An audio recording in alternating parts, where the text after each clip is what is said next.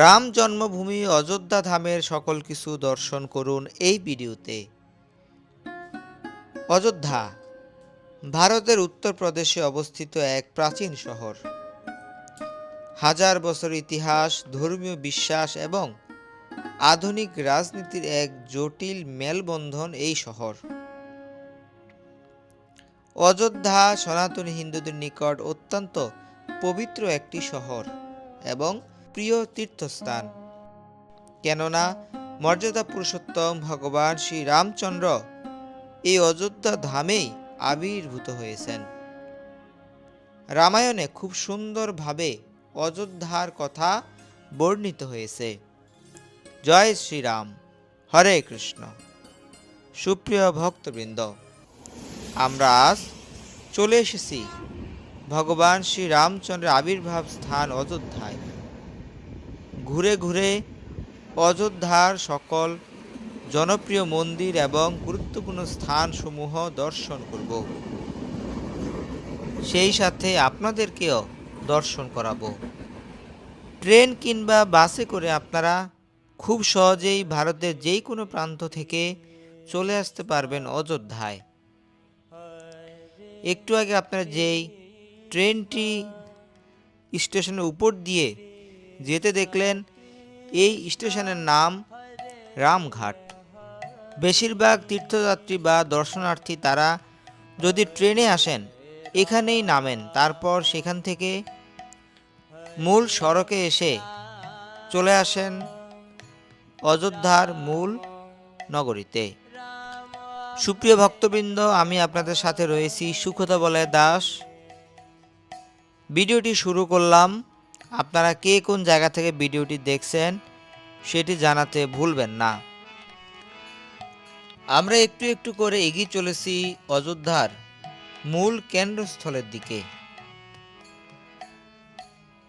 যাওয়ার পথে দেখতে পেলাম যে রাজপথ অনুসরণ করে আমরা এগিয়ে চলেছি, সেই পথের দুই পাশে অনেক বিলবোর্ড এবং দেয়াল তৈরি করা হয়েছে। যেই সকল দেয়ালের মধ্যে বিভিন্ন প্রকার ভগবান শ্রী রামচন্দ্রের মাহাত্ম্যকে ফুটিয়ে তোলা হয়েছে কারুকার্যের মাধ্যমে। এই মুহূর্তে দেখতে পাচ্ছেন ভগবান শ্রী রামচন্দ্র যে রাবণের সাথে যুদ্ধ করছেন, সেই সাথে এখন দেখতে পাচ্ছেন গরুর যখন লক্ষণকে নাগ পাশ থেকে উদ্ধার করেছিল তার দৃশ্য। রামায়ণে রাবণের সহিত যত রকমের লীলা হয়েছে সকল কিছুই বলতে গেলে এই সকল বিলবোর্ড বা দেয়ালের মধ্যে ফুটিয়ে তোলা হয়েছে। যারাই অযোধ্যায় আসবেন তারা যেদিকে তাকাবেন এই সুন্দর দৃশ্যগুলি তাদের চোখে পড়বেই, আর যার ফলে তাদের মধ্যে ভগবান শ্রী রামের প্রতি ভক্তি বেড়ে যাবে। অশোক বনে মাতা সীতা যে অঙ্গুরী প্রদান করেছিলেন তার দৃশ্য এখন দেখতে পাচ্ছেন। সমগ্র অযোধ্যা নগরীকে এতটা আকর্ষণীয়ভাবে তৈরি করা হয়েছে যে আপনি সরাসরি যদি অযোধ্যায় না যান বিশ্বাসই করবেন না। প্রতিদিন দূর দূরান্ত থেকে হাজার হাজার তীর্থযাত্রী আসেন এই অযোধ্যা দর্শনের জন্য। আমরা এখন অযোধ্যা নগরীর মূল কেন্দ্রস্থলে অবস্থান করছি। অযোধ্যায় যত দর্শনীয় স্থান রয়েছে এবং গুরুত্বপূর্ণ মন্দির রয়েছে, সকল মন্দির এবং তীর্থস্থানগুলি আপনারা এই মূল কেন্দ্রবিন্দু থেকেই দর্শন করতে পারবেন। এটাকে বলা হয় অযোধ্যার মূল চৌরাস্তা বা পয়েন্ট। অন্যান্য স্থানের মতো এই মূল পয়েন্টটিকে আরও অধিক মাত্রা সজ্জিত করা হয়েছে। আপনারা জানেন যে ভগবান শ্রী রামচন্দ্র সূর্য বংশে আবির্ভূত হন, তাই এখানে সূর্যের প্রতীকী ব্যবহার করা হয়েছে। অযোধ্যা দর্শনে আজকের এই ভিডিওতে আমরা প্রথমেই চলে এলাম সূর্য নদী বা সরয়ূ নদী বা সরযূ নদীতে। হিমালয়ের কাছাকাছি এই নদীর উৎস। এটি উত্তর প্রদেশ দিয়ে প্রবাহিত হয়ে ঘাগড়া নদীর সঙ্গে মিশে যায়। এই নদীর সাথে ভগবান শ্রী রামচন্দ্রের অনেক লীলা রয়েছে। সূর্য নদীর তীরে অনেক বিখ্যাত ঘাট রয়েছে। রাম কি পায়রি নামে এক ঘাট স্নান এবং আরতির জন্য অত্যন্ত বিখ্যাত। প্রতিদিন সন্ধ্যায় এখানে মনোমুগ্ধকর আরতি অনুষ্ঠিত হয়, যে আরতিতে হাজার হাজার প্রদীপ জ্বালিয়ে এক অপূর্ব দৃশ্য তৈরি করা হয়। দীপাবলির সময় এখানেই লক্ষ লক্ষ প্রদীপ প্রজ্বলন করা হয়। তাছাড়াও রাম নবমীতেও এখানে বিবিধ প্রকার অনুষ্ঠান সম্পন্ন করা হয়। সরয়ূ নদী বা সূর্য নদী দর্শন করে আমরা হনুমানগড়ি দর্শনের উদ্দেশ্যে রওনা হলাম অযোধ্যা নগরীর মূল কেন্দ্র থেকে। হনুমানগড়ি অবস্থিত মূল কেন্দ্রস্থলের খুব কাছেই। এটি একটি উঁচু টিলার উপর নির্মিত, যেখানে পৌঁছাতে প্রায় 70 থেকে 76টি সিঁড়ি বেয়ে উপরে উঠতে হয়। যাওয়ার পথে কিছু দোকান পাবেন। এই সকল দোকান থেকে আপনারা ভোগ সংগ্রহ করে হনুমানগড়ি মন্দিরে অর্পণ করতে পারবেন। দেখতে পাচ্ছেন হনুমানগড়ি মন্দিরে কি পরিমাণ ভিড়। বর্তমান মন্দিরটি 1800 শতাব্দীতে নির্মিত হয়েছে বলে ধারণা করা হয়। অযোধ্যার বিভিন্ন শাসক ও সাধুরা এই মন্দিরে উন্নয়নে অবদান রেখেছেন। প্রতিদিন সকাল থেকে রাত পর্যন্ত খোলা থাকে এই মন্দির। ভিড় এড়াতে সকালবেলা যাওয়াই ভালো। সিঁড়ি বেয়ে উপরে উঠতে হয়, তাই বয়স্কদের জন্য একটু কষ্ট হতে পারে। অযোধ্যার অন্যতম প্রাচীন এবং জনপ্রিয় মন্দির হচ্ছে এই হনুমান গড়ি। আমরা এখন মূল মন্দিরে রাম ভক্ত হনুমানের বিগ্রহ দর্শন করছি। এই মন্দিরটি হনুমানকে উৎসর্গ করা হয়েছে, যিনি সনাতন ধর্মে শক্তি, ভক্তি এবং সাহসের প্রতীক। হনুমানজি এখানে বসবাস করতেন এবং তিনি ভগবান শ্রী রামের জন্মস্থান অযোধ্যাকে রক্ষা করতেন। তাই অযোধ্যায় যখন কেউ আসেন প্রথমেই এই হনুমানগড়িতে আসেন এই মন্দিরটি দেখার জন্য। মন্দিরটি দুর্গের মতো দেখতে, তাই এর নাম গড়ি। ভেতরে একটি ছোট গুহার মতো কক্ষ আছে, যেখানে হনুমানের মূল বিগ্রহ স্থাপন করা রয়েছে। তাছাড়াও ভগবান নরসিংহদেবের মন্দির সহ আরো কিছু ছোট ছোট মন্দির আপনার ভেতরে দেখতে পাবেন। এরপর আমরা চলে যাব কনক ভবন দেখার জন্য। কনক ভবন অযোধ্যার অন্যতম সুন্দর এবং ঐতিহাসিক মন্দির, যা বিশেষভাবে ভক্তদের কাছে প্রিয়, কারণ এটি সরাসরি ভগবান শ্রী রাম এবং সীতা মাতার সাথে সম্পর্কিত। কনক ভবনকে বলা হয় সোনার প্রাসাদ। কনক শব্দের অর্থই হচ্ছে সোনা। মন্দিরটির ভেতরে ভগবান শ্রী রামচন্দ্র এবং সীতা মাতার বিগ্রহ অত্যন্ত জাঁকজমকপূর্ণ অলঙ্কারে সজ্জিত থাকে, যা এই নামের যথার্থতা প্রমাণ করে।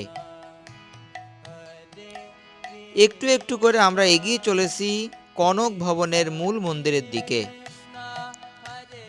বলা হয় যে এই ভবনটি প্রথম নির্মাণ করেন ভগবান শ্রী রামের এক মাতা কৈকেয়ী।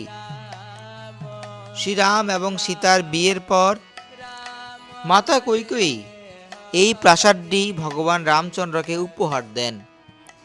এটি ছিল নবদম্পতির বাসস্থান।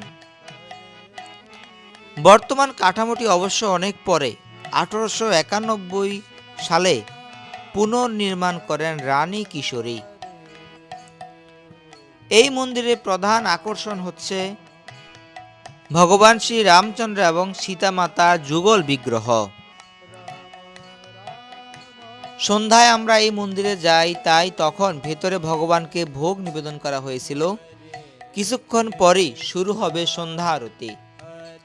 আমরা সন্ধ্যা আরতি দর্শন করব এবং আপনাদেরকেও সরাসরি দর্শন করাবো। শ্রী রামচন্দ্র এবং সীতা মাতার বিগ্রহগুলো সোনার মুকুট এবং সোনার গয়না দ্বারা সজ্জিত। প্রতিদিন নিয়মিত পূজা এবং আরতি অনুষ্ঠিত হয়। অবশেষে পর্দা খুলে দেওয়া হলো। আপনারা এখন ভগবান শ্রী রাম সীতার মহা আরতি দর্শন করছেন।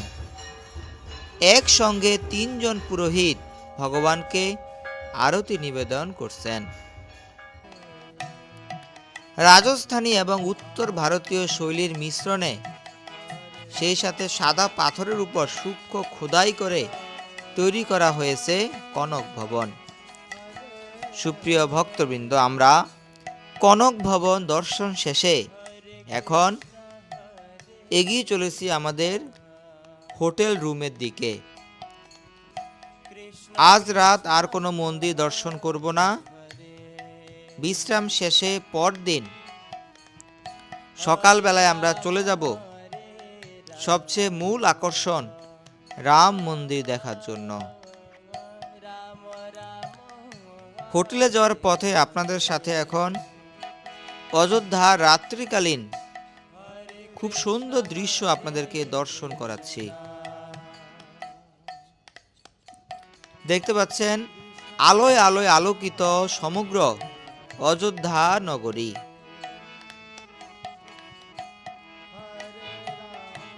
দিনের বেলায় আমরা দেখেছিলাম মূল কেন্দ্রে অবস্থিত সূর্য প্রতীকের এই পিলারগুলি।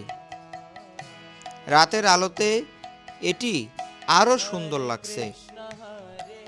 মূল পয়েন্টে আসার পর এখানে আরো কিছুক্ষণ অপেক্ষা করি, এরপর চলে যাই হোটেলে। সকলকে শুভ সকাল।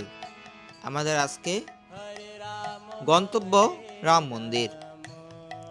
হোটেল থেকে আমরা মূল পয়েন্টে চলে আসলাম। এরপর দেখতে পেলাম কয়েকভাবে রাম মন্দিরে যাওয়ার জন্য ব্যবস্থা রাখা হয়েছে। ইলেকট্রিক গাড়িতে করে কিংবা মিনি বাসে করে অথবা পায়ে হেঁটে আপনারা যেতে পারেন রাম মন্দিরে। তীর্থস্থান পায়ে হেঁটে দর্শন করা অত্যন্ত পুণ্যদায়ক।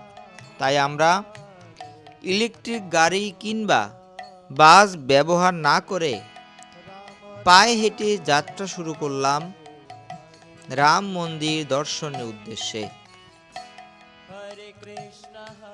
যাত্রাপথে আপনারা রাজকীয় তুলসী ভবন মন্দির ছাড়াও আরো কিছু ছোট ছোট মন্দির দেখতে পাবেন। হনুমানের সাথেও আপনাদের দেখা হয়ে যেতে পারে। আমাদের সাথে যেমনটা হয়েছিল আপনারা তার দৃশ্য এখন দেখতে পাচ্ছেন।